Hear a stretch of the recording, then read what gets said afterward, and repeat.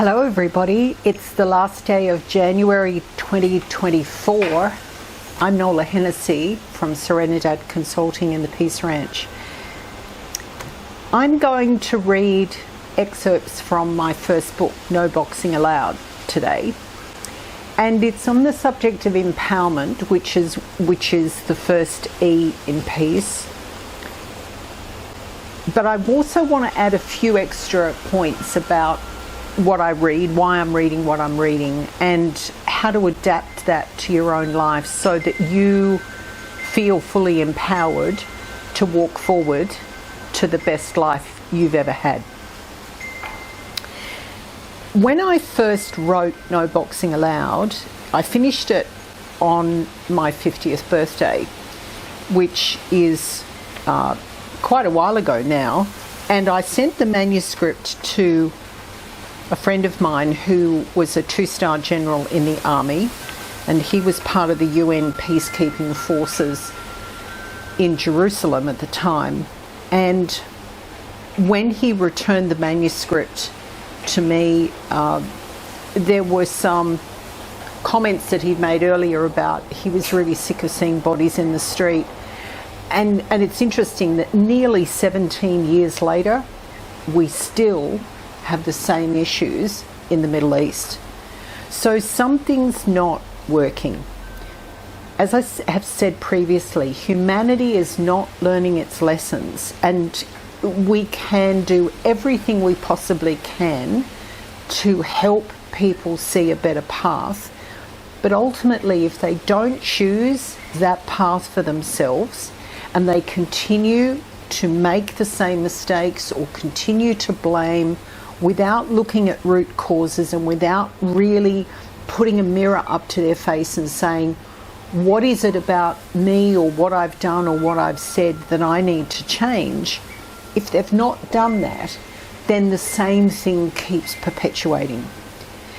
Human race is highly intelligent from a intellectual perspective, but from an emotional perspective, the vast majority of humanity has not ventured beyond being emotionally inept. And I'm not attempting to insult humanity by saying that. I'm just saying that emotional intelligence is more important in so many respects regarding relationships than purely academic kind of intelligence. In my author's special note in No Boxing Allowed, and that's the cover of the book, in the author's special note, I've altered this over time because when I first wrote the book, Barack Obama was coming into power, and I say in here, in late 2008, I reflected on the incoming President of the United States of America and his intentions whilst in office. His impact on the world was destined to be noticeable, if not profound. In November 2008, we heard the President-elect say, quote, "Those who seek peace and stability, we support you," unquote.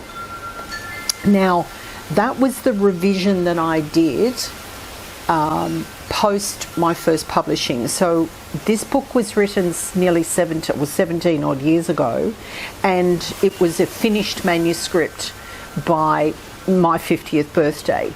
I'm 67 in June, so by the time it was published, it was another couple of years later, and we actually had the President Barack Obama in place. Subsequent to that, I've done a few revisions, and we've seen the changes in America, which still claims to be the best country on earth, which still claims to be the most powerful country on earth, but we're not seeing improvements as a result of that country having that perceived positional power. I make a note in the author's special note, all leaders and those who grow to become great leaders will need to remain focused on peace, stability, integrity and compassion For without them, we are likely to invoke our own extinction. To every reader of this book, remember that when an individual, group, community, nation, or group of nations step forward to make things better, huge resistance can face us and be placed as barriers in front of us. My recommendation to you as an important contributor in that journey for humanity is that you stay strong, hold faith, and hold the light for positive change, and goodness and peace will become our outcome. Peace and a return to embraced goodness is what humanity needs to achieve in order to ensure its survival. The system of universal justice will always support your positive efforts. So what I'm saying there is universal justice, and we talk about karma here. So whilst I'm not a Buddhist, I certainly have tendencies towards Buddhist beliefs, and it's a belief system, not a religion as such. Karma is really important, and when we don't, as individuals, when we don't restore the karmic imbalances that we've created, then either in this lifetime or the next one, our lessons will come back even harder each time. I talk in here about when you don't learn your lessons and you keep repeating the same behaviours, the same mistakes, the karmic message will come back double in intensity each time. Whereas if you correct the karmic imbalance and you create goodness, the rewards are tenfold what you put out. Now, in the introduction, which I wrote with very few exceptions, finished my manuscript back in 2007, the very first paragraph of the intro says, "For my entire professional career, which started in 1973, so now 51 years ago, with my first senior management position, I've been intrigued and inspired by human behaviour, people's attitudes and their choices. Societies and their people have changed significantly over the decades since the 1950s, when I was born. Now, people appear to want more, spend more, take more, talk more, use more, discard more, waste more, punish more, demand more, and ignore more. But do they give or listen or nurture or empathise or discern or help more? The latter is what we need to be doing."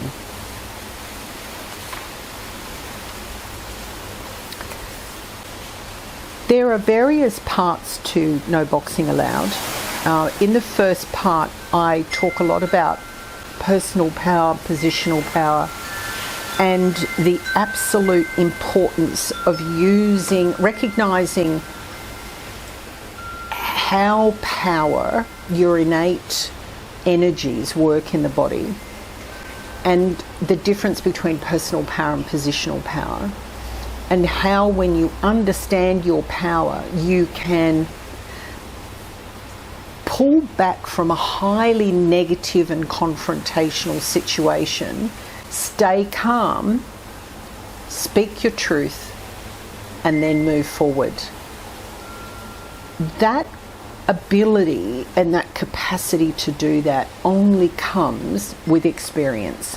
So it's about learning your own tolerances, your own bodily reactions to certain things. If you reach, as I say in my second book, if you reach a point of absolutely no more tolerance for a certain situation, as I say from PMS to PMA, don't suffer it, change it. And that's what happened in Ireland with the IRA and the fights with the British and the war with the British, that if you continue to suffer a situation without changing it, it's only going to get worse. So if the only way to change something that's highly destructive to you is to pivot right away and to shift your energy focus right away. The critical thing about personal power is the difference between positive and negative power. Now, positive power is something that you have to want to give freely. You can't force positive energy towards somebody. If you are not a giving person by nature, it will take you a lot longer spiritually to learn how to give. If you're a taker, not a giver, you've got a long spiritual journey to learn how to give, and to give willingly, to not expect something in return. You should be able to pick up on somebody within usually the first 10 to 15 minutes of dialogue with them. But sometimes you can pick up on somebody's energies, whether they are negative or positive. If you're highly receptive to energies, you can pick up on that straight away. I know I've experienced that in my life. But sometimes it'll take a few interactions and seeing somebody in different contexts, hopefully quite quickly, for you to make a judgment call, a risk management call on whether you need them in your universe. The critical thing that underpins the personal power is the energy you put out into the universe has both an immediate and a strategic impact. What I mean by that is, if you are in a confrontation with somebody and what you say is negative and destructive, and deliberately so, it not only has an immediate impact, it has a strategic impact. And remember what I talk about strategic impact. It's long into the future, very wide in how it disperses, and very deep through all layers. So if a leader in an organisation, whether or not a great leader is almost irrelevant. If you're a leader in an organisation and what you do has an impact on the whole organisation, it will impact through all layers, so through the whole hierarchy. If you're in a family dynamic, you've got a big family, maybe there's 100 people in your immediate, family, kids, grandkids, whatever.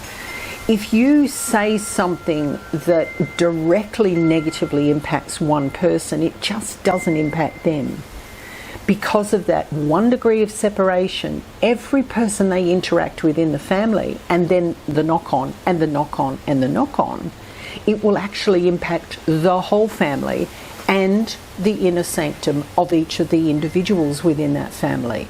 So you've got to think about not just blurt this out now and hope that the person will not listen to me, or that I'll vent and I'll be destructive, but it doesn't matter. Yes, it does matter. And when that cycle of behaviour repeats and repeats and repeats, and you don't resolve the root causes, and you don't want to listen to the facts, you yourself will have a very skewed way of projecting your personal power, and undoubtedly it will become quite negative. So it's really important that you use positive personal power. And that's why I say personal power is only of benefit to you and the human race if you use it willingly, wisely, and with good intent. Everybody has personal power. Some people don't recognize it, they don't know how to channel it, they don't know how to control it within themselves, they don't understand their energy meridians, they don't understand their spiritual makeup, they don't have any level of real self-awareness, why they do certain things, why they respond a certain way. And as a result of that dilemma, a lot of people will use their personal power very destructively. I've seen it more times than I even care to count. And I've seen personal power used in such vindictive, destructive, and truly cruel ways that it's beyond my comprehension why somebody would want to be like that. But ultimately, the lesson, the karmic lesson, will fall to the person who projects negative personal power, and the karmic lesson will also come to a person who's given out positive personal power. When you do something in a positive way, the karmic repercussions are always going to be in your favour. I trust you have a wonderful February. I'm going to be quite busy. I'm anticipating doing quite a bit of travel, and I look forward to being with you towards the end of February. Thank you so much for listening, folks. Have a great rest of 31st of January. Bye for now.